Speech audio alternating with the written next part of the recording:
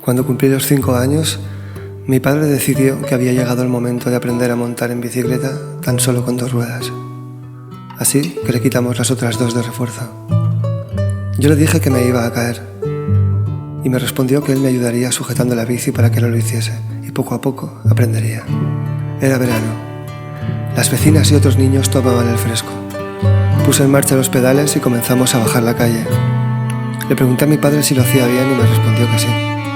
Así, hasta 3 veces. A la cuarta no respondió. Me di la vuelta y lo vi a lo lejos. Me animaba en silencio, agitando los brazos. Creo que nunca olvidaré aquella tarde. A veces pienso que toda la vida está en aquella calle, en aquel verano, y luego el otoño y más tarde el invierno.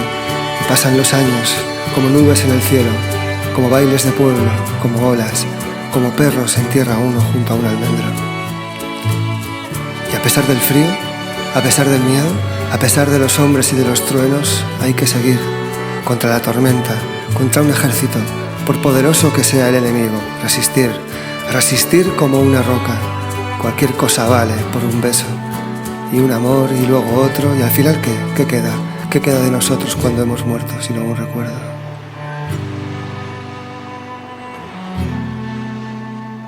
¿A quién le escribirías la última carta de tu vida? El hombre que arreglaba las bicicletas es aquel viejo amor que a veces recuerdas.